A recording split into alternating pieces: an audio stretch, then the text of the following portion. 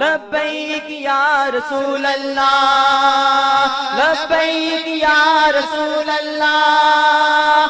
آج کل یہ ایک جو رویہ ہے، یہ ایک جو صورتحال پیدا ہو چکی ہے، یہ انتہائی خطرناک ہے، اور اس چیز نے لوگوں کو بہت سارا بے عمل بنا دیا ہوا ہے، اور لوگ عمل گریز ہو گئے ہوئے ہیں، اور اس کے ساتھ پھر خرافات یہ جو شامل ہو چکی ہیں، اس نے معاشرے کو پیس کے رکھ دیا۔ جو مزارات پہ ہو رہا ہے، ہم ڈٹ کے اس کا انکار کرتے ہیں، اللہ کے علاوہ کسی کے سامنے سجدہ جائز نہیں ہے، بلکہ ہمارے امام احمد رضا خان فاضل بریلوی نے لکھا ہے، آپ فرماتے ہیں کہ سجدہ قبور بالاتفاق حرام ہے، اور طواف قبور بالاتفاق حرام ہے، زیارت قبور بالاتفاق جائز ہے، بوسہ قبور مختلف فی ہے، احوط یہ ہے کہ نہ دیا جائے، یعنی بوسے سے بھی اگر گریز کر لیا جائے تو کسی کو کوئی اور شائبہ نہ ہو تو یہ بھی بہتر ہے، لیکن خیر بوسے کے بارے علماء قائل ہیں، اس پر دلائل بھی موجود ہیں، لیکن قبروں کے سامنے یوں ہی کھڑے ہو جانا اور کھڑے ہو کر کے یوں سر جھکانا یہ جائز نہیں ہے۔ علامہ اقبال کہتے ہیں کبھی تم نے دیکھا کوئی کتا بھی کسی کتے کے آگے سر جھکاتا ہو؟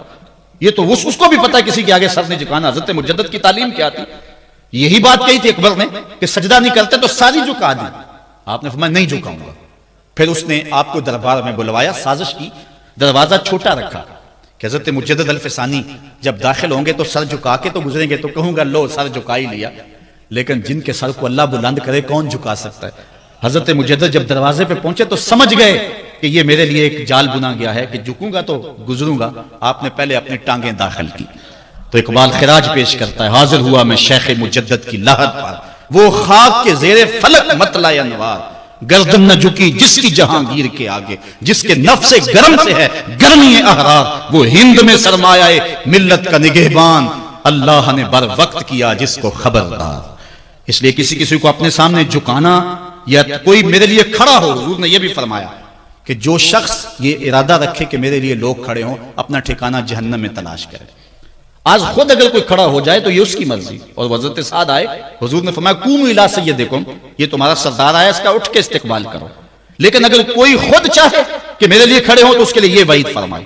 اس طرح اگر تمہارے کوئی ہاتھ چوم لیتا ہے لیکن ہاتھ چومنے کے بغیر یوں گردن جھکانا یہ درست نہیں ہے، لیکن ہاتھ چومنے کے لیے تو وہ صحابہ کے عمل سے ثابت ہے، لیکن اگر کوئی چاہے کہ میرے ہاتھ چومے جائیں اور اگر جو نہیں چومتا تو اس سے ناراض ہو جاتے ہیں۔ میں ایک دفعہ ایک صاحب کو ملنے گیا تو ہم ہر شخص کے ہاتھوں نہیں نہ چومتے، آخر جو ہے وہ کسی کے ہاتھ چومنے ہوں تو پھر کچھ دیکھنا بھی تو ہوتا ہے، دل اسے دے دیں جو دل بھر ہی نہ ہو، تو ہم تو کسی کے ہاتھ چومتے ہیں نا، ہم وہ ہاتھ چومتے ہیں، وہ پاؤں چومتے ہیں جو راہ حق کے مسافر ہوتے ہیں، ہم ان ہاتھوں کو بوسہ دیتے ہیں، اور اگر ہماری آنکھوں کی پلکوں کے ساتھ لگ جائیں تو اعزاز سمجھتے ہیں۔ تو خیر میں نے مصافحہ کیا تو ناراض ہو گئے، انہوں نے پکڑ کے میرے ہاتھ چوم لیے، کہنے لگے لو کیا بگڑا ہے میرا؟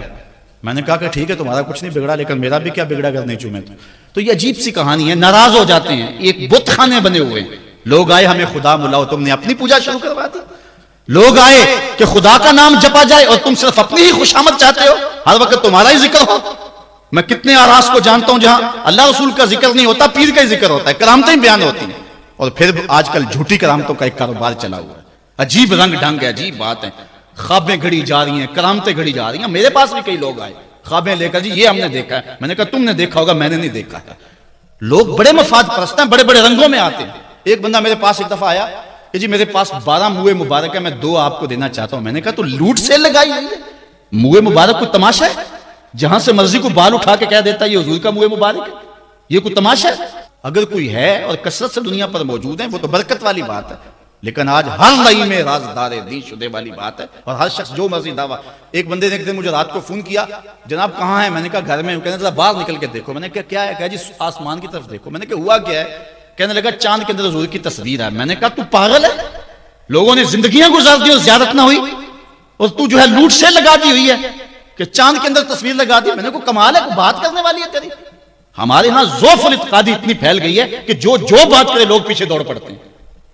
کئی ایسے واقعات ہوئے ہیں، کوئی کہتا ہے میرے گھر میں حضور کے قدم لگے ہیں، کوئی کچھ بول رہا ہے، کوئی کچھ بول رہا ہے۔ یہ لوگ اللہ سے ڈرتے نہیں ہیں، خوف نہیں کرتے۔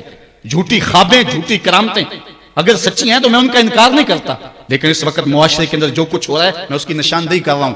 اپنے بھی خفا مجھ سے ہیں، بیگانے بھی ناخوش، میں زہر حلال کو کبھی کہہ نہ سکا کند، بات وہی کہتا ہوں سمجھتا ہوں جسے حق، نئے ابلائے مسجد ہوں، نئے تہذیب کا فرزند۔